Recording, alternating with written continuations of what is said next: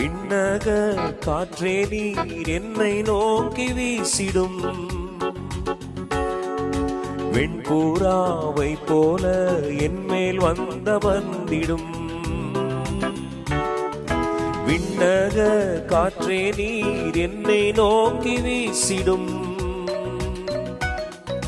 வெண்பூராவை போல என்மேல் வந்தமர்ந்திடும்.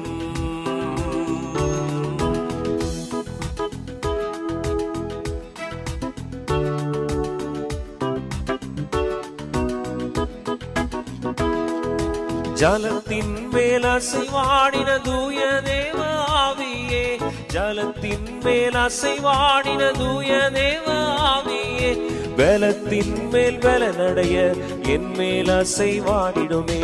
பலத்தின் மேல் பலனடைய என் மேல் அசைவாடிடுமே. விண்ணக காற்றே நீர் என்னை நோக்கி வீசிடும். வெண்பூராவை போல என்மேல் வந்தமர்ந்திடும். விண்ணக காற்றே நீர் என்னை நோக்கி வீசிடும். வெண்பூராவை போல என்மேல் வந்தமர்ந்திடும்.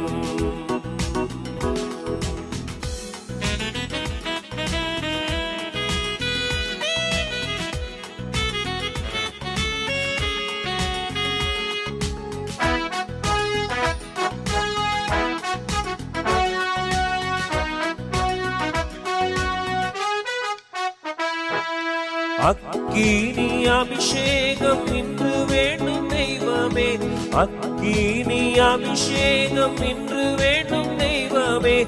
எந்நாளும் என் பாத்திரம் நிரம்பி வழிய வேண்டுமே. எந்நாளும் என் பாத்திரம் நிரம்பி வழிய வேண்டுமே. விண்ணக காற்றே நீர் என்னை நோக்கி வீசிடும். வெண்பூராவை போல என்மேல் வந்தமர்ந்திடும். விண்ணக காற்றே நீர் என்னை நோக்கி வீசிடும். வெண்பூராவை போல என்மேல் வந்தமர்ந்திடும்.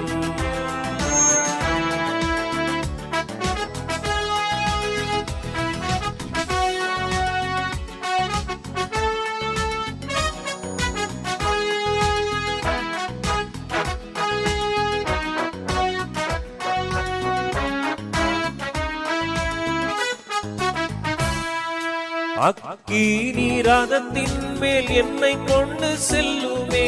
அக்கினி ரதத்தின் மேல் என்னை கொண்டு செல்லுமே. பரலோக தூதருடன் ஆராதிக்க செய்யுமே. பரலோக தூதருடன் ஆராதிக்க செய்யுமே. விண்ணக காற்றே நீர் என்னை நோக்கி வீசிடும். வெண்பூராவை போல என்மேல் வந்தமர்ந்திடும். விண்ணக காற்றே நீர் என்னை நோக்கி வீசிடும். வெண்பூராவை போல என்மேல் வந்தமர்ந்திடும்.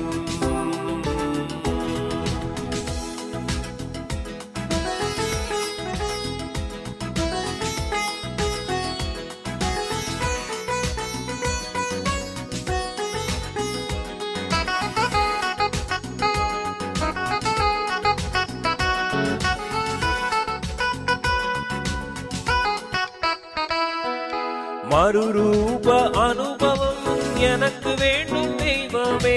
மறுரூப அனுபவம் எனக்கு வேண்டும் தெய்வமே. மறுரூப மலைதனிலே அழைத்து செல்லும் என்னையே. மறுரூப மலைதனிலே அழைத்து செல்லும் என்னையே. விண்ணக காற்றே நீர் என்னை நோக்கி வீசிடும். வெண்பூராவை போல என்மேல் வந்தமர்ந்திடும். விண்ணக காற்றே நீர் என்னை நோக்கி வீசிடும். வெண்பூராவை போல என்மேல் வந்தமர்ந்திடும்.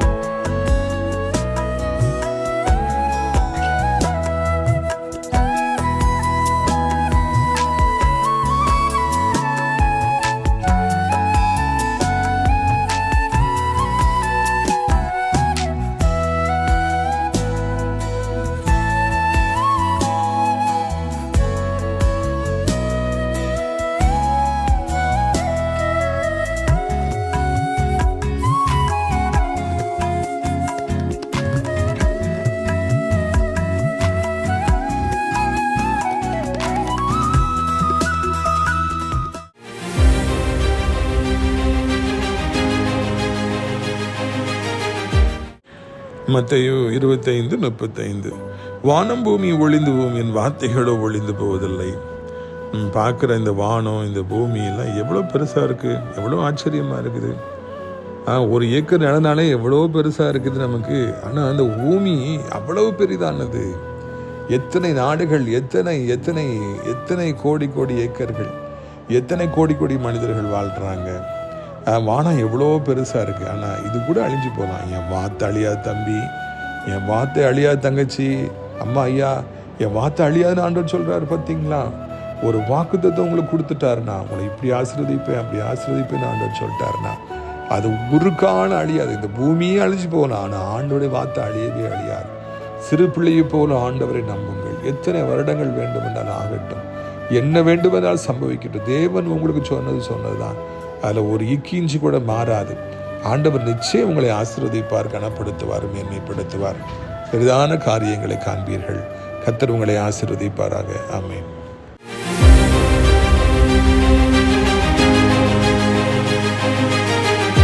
சிறியவனை பொழுதிலிருந்தும் எளியவனை குப்பையிலிருந்தும் எடுத்து உயர்த்தி ராஜாக்களோடும் பிரபுக்களோடும் பந்திருக்க செய்கிற அருமை ஆண்டவர் இயேசு கிறிஸ்துவின் இனிதான நாமத்தினாலே இந்த சத்தத்தை கேட்கின்ற அனைத்து தேவனுடைய பிள்ளைகளுக்கும் என்னுடைய அன்பான வாழ்த்துகள். நீங்கள் கோடா கோடியாய் பெருகுவீர்களாக, உங்களுடைய பிள்ளைகள் கோடா கோடியாய் பெருகுவார்களாக என்று வாழ்த்துகிறேன். பிரித்துக்குரியவர்களே, இந்த வாரம் சனிக்கிழமை கர்த்தருக்கு சித்தமானால் பல்லாவரம் பம்மல் சியோன் காம்ப்ளெக்ஸில் வைத்து காலை 10 மணிக்கு நம்முடைய விடுதலையின் கூட்டம் நடைபெறும். அநேக ஜனங்கள் அங்கே வந்து மாதந்தோறும் விடுதலை பெற்று வருகிறார்கள். சென்னையில் தேவனுடைய பிள்ளைகளுக்காக பஞ்சம். நீங்கள் தாராளமாக வரலாம். வந்து இயேசு கிறிஸ்து உங்களுக்கு தரும் விடுதலையை இலவசமாக நீங்கள் பெற்று செல்லலாம். சகோதரர் மங்களராஜ், சகோதரர் கண்மணி சாலமன், சகோதரர் தினேஷ் போன்றவர்கள் மற்றும் பல நல்ல சகோதரர்கள் அங்கே இருக்கிறார்கள். உங்களை அன்பாய் கவனித்துக் கொள்வார்கள். கூட்டத்தின் இறுதியிலே உங்களுக்காக நான் தனித்தனியாக ஜெபிப்பேன். உங்களுக்காக தேவனுடைய பிள்ளைகள் நல்ல விருந்தை ஆயத்தப்படுத்தி இருக்கின்றார்கள். நமது நாஸ்திரி தேவனுடைய மாளிகைக்குள்ளாக அடைக்கலான் குருவி எனப்பட்ட ஒரு நல்ல ஆவிக்குரிய முதியோர் இல்லம் இருக்கின்றது. நிறைய பேர் ஜாயின் பண்ணிகிட்டே இருக்கிறாங்க. இந்த வாரத்தில் மாத்திரம் மொத்தம் 3 பேர் அந்த முதியோர் இல்லத்தில் சேர்ந்திருக்கிறார்கள். கர்த்தருக்கு ஸ்தோத்திரம். நிறைய இடங்கள் இருக்கிறது, விரும்பியவர்கள் வரலாம். தினந்தோறும் உங்களுக்கு நல்ல கூட்டங்கள் மற்றும் நல்ல உணவு உங்களுக்கு பரிமாறப்படும். நாளில் நம்முடைய பிரயோஜனத்திற்காக அப்போஸ்தலர்கள் 14ஆம் அதிகாரம் 7ஆம் வசனம் முதல். அங்கே சுவிசேஷத்தை பிரசங்கம் பண்ணினார்கள். லீஸ்திராவில் ஒருவன் தன் தாயின் வயிற்றிலிருந்து பிறந்த முதல் சப்பானியாயிருந்து ஒருபொழுதும் நடவாமல் கால்கள் வழங்காதவனாய் உட்கார்ந்து பவுல் பேசுகிறதை கேட்டுக்கொண்டிருந்தான். அவனை பவுல் உற்று பார்த்து இரட்சிப்புக்கு ஏற்ற விசுவாசம் அவனுக்கு உண்டென்று கண்டு. லீஸ்திரா எனப்பட்ட ஒரு இடத்துல கர்த்தரை அறியாதவர்கள் மத்தியிலே பவுலும் பர்னபாவும் சென்று ஊழியத்தை அவர்கள் செய்வதை பார்க்கின்றோம். கர்த்தரை அறியாதவர்கள் மத்தியிலே பவுலும் பர்னபாவும் ஒன்று சேர்ந்து அற்புதமான படிக்கு போய் கர்த்தருடைய வார்த்தையை பிரசங்கம் பண்ணுறாங்க. ஆண்டவர் அறியாதவங்கன்னு ஒரு கூட்டம் எப்போவுமே இருந்துக்கிட்டே இருக்குது. வெள்ளைக்காரங்க இந்தியாவுக்கு வரும்பொழுது இங்கிலாந்துலேருந்து வந்த மிஷினரிகள், கர்த்தரை அறியாமல் நம்ம இருந்தோம். நம்முடைய முற்பிதாக்கள் எல்லாம் பகாலை சேவித்து கொண்டிருந்தார்கள். இவர் வர்ஷிப்பிங் டீமன்ஸ். அந்த மாதிரி இடங்களில் தான் வந்து ஊழியம் செஞ்சது. ஆலயங்களை அவங்க திருச்சபைகளை நிறுவினாங்க, சர்ச்சை கட்டினாங்க. திருநெல்வேலி, தூத்துக்குடி, நாகர்கோவில் எவ்வளோ சர்ச்சை கட்டி இருக்கிறாங்க. ஆனால் ஆரம்பம் என்ன என்று பார்க்கின்ற பொழுது இந்த இடத்துல ஆலயங்களே கிடையாது. கிறிஸ்துனா யாருன்னே தெரியாது. அவர்கள் இங்கே அவ்வளவு அற்புதமான ஊழியத்தை செய்து எக்கச்சக்கமான திருச்சபைகளை நிறுவினார்கள் என்று நாம் காண்கின்றோம். இன்றைக்கு இதெல்லாம் தலைகீழாக மாறிவிட்டது. ஊழியம் என்றாலே கிறிஸ்தவர்கள் அதிகமாக இருக்கிற இடத்தில் தான் செய்ய வேண்டும். பிடித்த மீன்களை மறுபடியும் பிடிக்க வேண்டும் என்று தான் நிறைய பேர் இன்றைக்கு செயல்படுவதை பார்க்கிறோம். இன்னொரு ஊழியத்துக்கு போயிட்டுருக்காருன்னா எங்கள் சர்ச்சுக்கு வாங்கன்னு சொல்லி அழைப்பதை பார்க்கின்றோம்.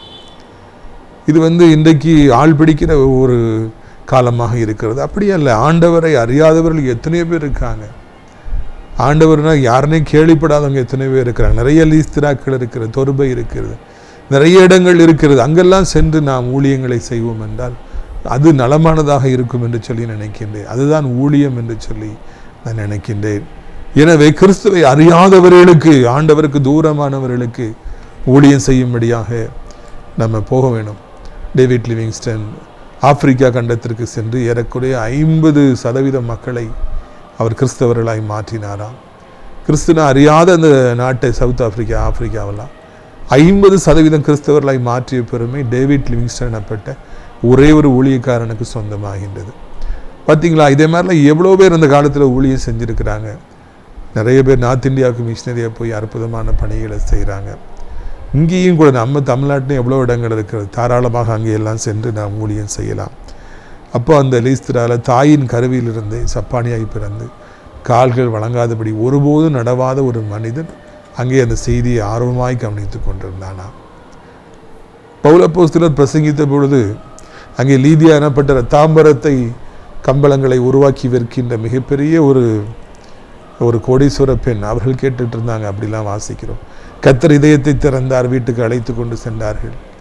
எல்லா உதவிகளையும் அந்த பெண்மணி அவளுக்கு செய்தார்கள். அப்படிப்பட்டவர்களும் செய்திகளை கவனித்தார்கள். இதுபோல தாயின் கருவிலிருந்தே நடக்க முடியாதபடி சப்பானியாய் பிறந்தவர்கள், கால்கள் வழங்க, அவங்களும் கவனிச்சிட்டு இருந்தாங்களாம். அவன் என்ன பெரிய கோடீஸ்வரனாக இருந்திருப்பான், ஒன்றுமே இருந்திருக்காது, பிச்சை எடுத்து பிழைத்திருப்பான். அவர்களுக்கும் கூட சுவிசேஷம் அறிவிக்கப்பட்டது. அந்த மனிதனும் கூட ஆர்வமாக செய்தியை விசுவாசத்தோடு உத்தித்து கவனித்து கொண்டிருந்தான் என்று பார்க்கின்றோம். திருச்சபைக்குத்தான் சத்தியம், கிறிஸ்தவர்களுக்குத்தான் சத்தியம் செய்தி என்றெல்லாம் யாரும் வரையறுக்கவே கூடாது. அப்படி வரையறுத்தால் நாம் சிறு பிள்ளைகளாக இருப்போம். கால்கள் வழங்காதவருக்கு கூட அங்கே சத்தியம் அறிவிக்கப்பட்டது. ஊனமுற்றவர்களுக்கு சத்தியம் அறிவிக்கப்பட வேண்டும், மாற்றுத்திறனாளிகளுக்கு சத்தியம் அறிவிக்கப்பட வேண்டும். இன்னும் ஏழைகளுக்கும் சிறியவர்களுக்கும் பெரியவர்களுக்கும் எல்லோருக்கும் சத்தியங்களை நாம் அறிவிக்க வேண்டும். ஜான் கோயில் செய்ய ஆதி ஆவிக்குரிய தகப்பன் அந்த காலத்தில் நல்ல ஊழியம் செஞ்சாங்க. இப்போ ரிட்டையர்ட் ஆகிட்டாங்க. அப்பொழுது அவர்கள் மாதந்தோறும் ஒரு கூட்டத்தை நடத்துவாங்க. தர்மம் எடுக்கின்றவர்களுக்காக அவர்கள் ஒரு கூட்டத்தை நடத்தி பாடல்களை பாடி செய்திகளை கொடுத்து இறுதியில் அவங்க எல்லாருக்கும் நல்ல சாப்பாடு கொடுத்து அனுப்புவாங்க. ஒரே கூட்டமாக இருக்கும். தர்மம் எடுக்கின்றவர்கள் எல்லாரும் அங்கே கூடியிருப்பாங்க. மாதத்தில் ஒரு நாள் ஆண்டவர் இயேசுவை குறித்து அவர்களுக்கு சொல்லப்படுகிறது. நல்லா சாப்பிட்டு நல்லா திருப்தியாக. அந்த காலத்தில் ஜான்குல் செய்த அந்த ஊழியத்தை கண்டு நான் ஆச்சரியப்பட்டிருக்கின்றேன்.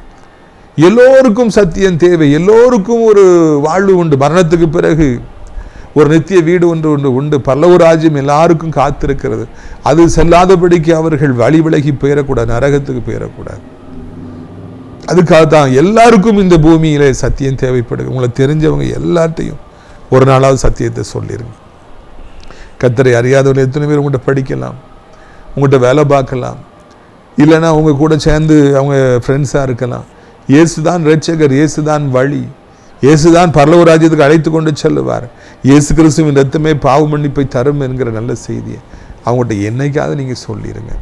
அவர்களில் ஒரு சிலர் ஆர்வமாக கவனிப்பார். எல்லாரும் கவனிக்க மாட்டாங்க. பிரச்சனை வரும், சண்டை வரும், என்னெல்லாமோ சொல்லுவாங்க, கூட்டம்லாம் சுமத்துறவங்களும் இருப்பாங்க. ஒரு சிலர் நிச்சயமாக ஆர்வமாய் கவனிப்பார், உன்னித்து கவனிப்பார். அவங்க தான் ரொம்ப நல்லா கவனிப்பாங்க, நம்மளோட அவங்க தான் நல்லா கவனிப்பாங்க.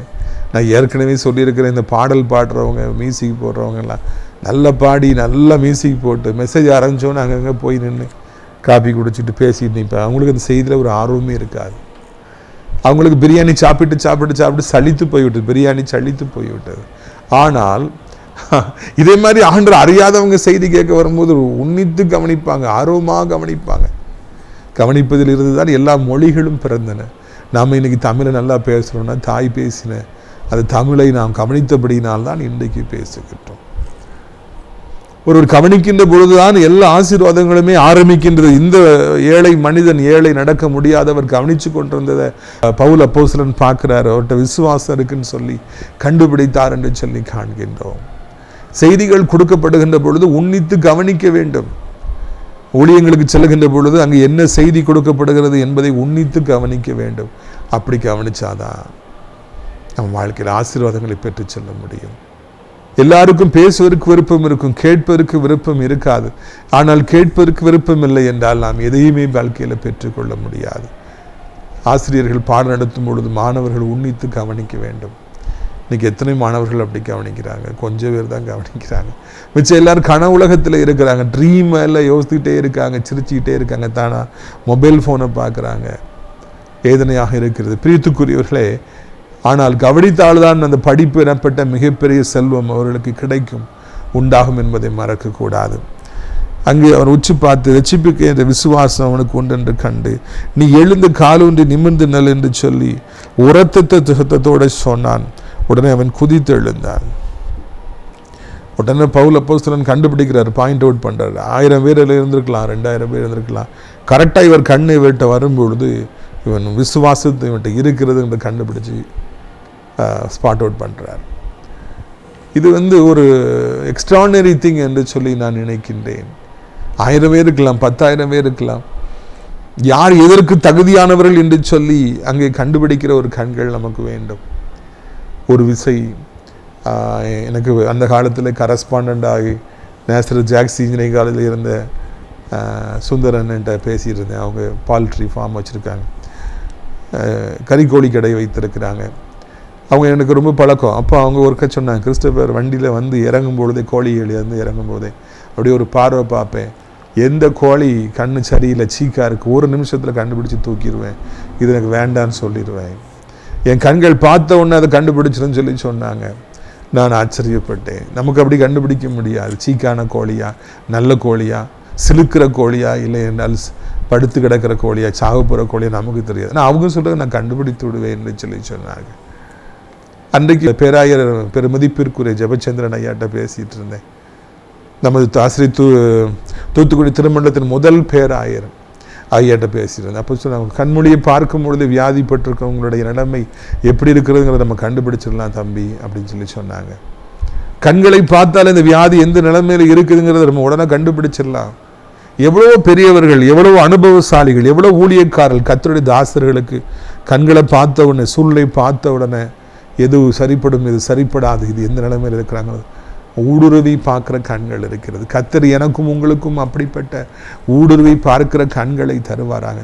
செய்திகளை கேட்டுக்கொண்டிருந்தார். ஆசீர்வாதங்கள் வருவதற்கு செவிகளை திறப்பது அவசியம் என்று நாம் பார்த்தோம். கண்கள் அது பிறருடைய நிலைமையை நமக்கு காண்பிக்கின்றது, அப்பட்டமாக காண்பிக்கிறது. யார் எதுக்கு சரிப்படும் சரிப்படாது, என்ன நிலைமையில் இருக்காங்க, to be or not to be, எல்லாத்தையுமே கண்களை பார்த்து கண்டுபிடிக்கலாம் என்பதில் எந்த சந்தேகமும் இல்லை. பிசாசு பிடித்த இருக்கிறோம் என்றால் அந்த கண்களை பார்க்கும் பொழுதே நமக்கு அது அப்பட்டமாக தெரியும்.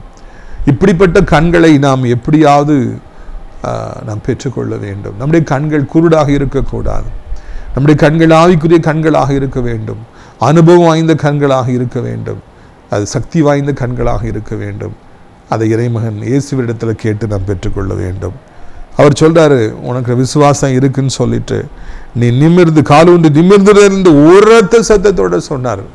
எல்லாரும் திரும்பி பார்த்துருப்பாங்க, யாரடா ஏதோ சத்தம் போடுறாங்கன்னு சொல்லிட்டு. பவுல் அப்போஸ்தலன் உரத்த சத்தத்தோடு சொன்னாரா?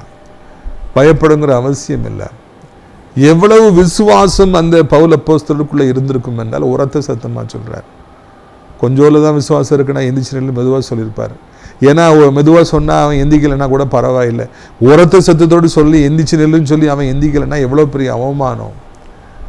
ஆனால் தான் சொன்னால் எழுந்து நிற்பான் என்கிற விசுவாசம் பவுல் அப்போஸ்தலருக்கு அப்பட்டமாக இருந்தபடியினாலே, ஸ்ட்ராங்காக இருந்தபடியினாலே உரத்த சத்தமாய் நீ எழும்பி நெல் என்று சொன்னார். அவருக்குள்ளே அவ்வளோ விசுவாசம் இருந்தது. வாய் வழியாய் வரப்பட்ட வார்த்தை, காது கண் இப்பொழுது வாய். சத்தமாக சொல்றாரு, எழும்பு, உனக்கு சரியாயிடுச்சு, உன் கால் சரியாயிடுச்சுன்னு சொல். யாருக்கு அதிகமாக விசுவாசம் இருக்கிறதோ அவர்கள் எப்பொழுதுமே உரத்த சத்தத்தோடு தான் பேசும். இயேசு கிறிஸ்து பலத்த சத்தத்தோடு ஜெபித்தார். அவர் லாசருவே நீ வெளியே வா என்று பலத்த சத்தத்தோடு அழைத்தார். செத்து 4 நாட்களாகிய அந்த பிரேதம் புழுக்களாய் கிடந்தது. புது உயிர் பெற்று ஃப்ரெஷ்ஷாக வெளியே வந்தது. லாசருவாக அவர் வெளியே வந்தார் என்று சொல்லி நான் காண்கின்றோம். ஆண்டவர் நம்மோடு இருப்பார் என்றால் நமக்குள்ளே அதிக விசுவாசம் காணப்படும். நாம் ஒழித்து வாழ வேண்டுகிற அவசியம் இல்லை, மெதுவாக பேச வேண்டுகிற அவசியம் இல்லை. சிங்கத்தை போல கர்ஜனை செய்ய, மாபெரும் வெற்றி பெற, வாழ்க்கை என்பது இன்பகரமாக இருக்க ஆண்டவர் நமக்கு உதவி செய்வார்.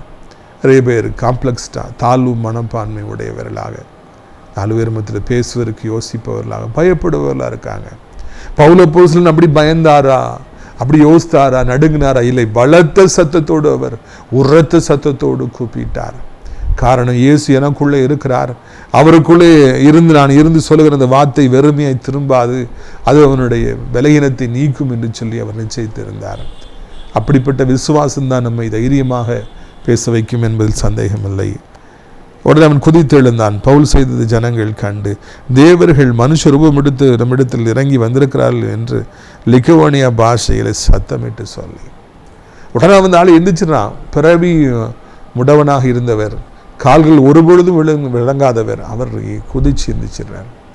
அந்த மக்கள் எல்லாம் ஸ்டன் ஆகி போயிடுறாங்க. கடவுள் மத்தியில் வந்திருக்கிறாரு, தேவர்கள் மத்தியில் வந்திருக்காங்க, மனுஷர்கள் என்ன சொல்லி சொல்ற அளவிற்கு ஒரு மிகப்பெரிய அற்புதத்தை ஆண்டவர் அங்கே செய்தார் என்று நாம் காண்கின்றோம். பிரியத்துக்குரியவர்களே, இந்த அருமையான நாளிலும் கூட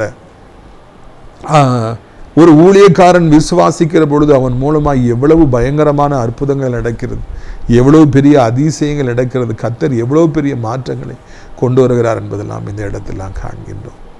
பிரியத்துக்குரியவர்களே, ஆண்டவர் நம்மை அவர் பரவசப்படுத்துகின்றார்.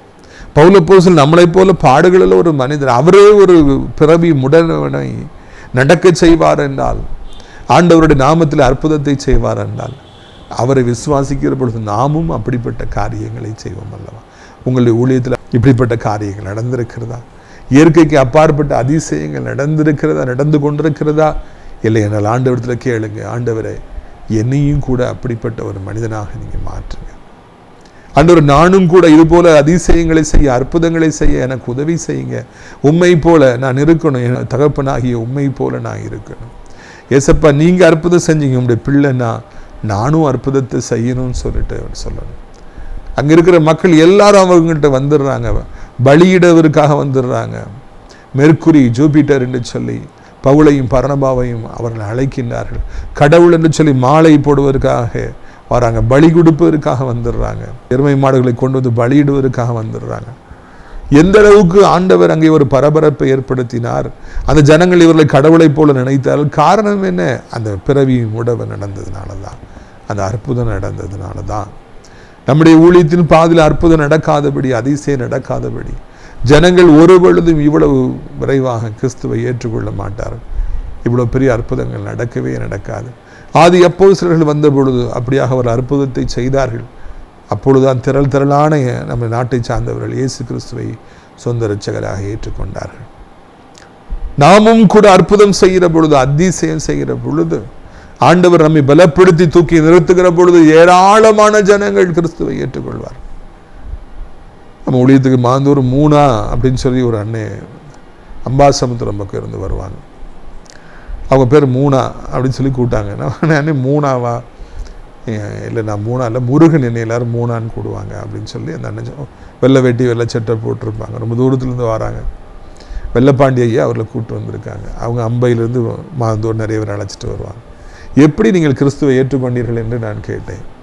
அப்போ அவங்க சொன்னாங்க, நான் ஆண்டவரை அறியாத ஒரு மனிதனாக இருந்தேன். நிறைய இடங்களுக்கு இது போல் தெய்வங்கள் என்று நம்பியவர்களை நான் தேடி போவேன், பூஜைகளை செய்வேன், அப்படி செய்வேன், இப்படி செய்வேன். எத்தனையோ வருடங்களாக நான் போனேன், ஆனால் எனக்கு ஒன்றும் பிரமாதமாக நடக்கலை. ஒரு நாள் மிகவும் துக்கமாக இருந்தேன். அந்த நேரத்தில் இந்த வெள்ளப்பாண்டி ஐயா வந்து, ஆசிரியத்துக்கு போவோம், அங்கே ஒரு பாஸ்டர் இருக்காரா, அவர் நிறைய வல்லமையானவர், வாங்கன்னு சொல்லி கூப்பிட்டாரு. மனதில் அமைதி இல்லாதனால நாங்கள் வந்தேன்.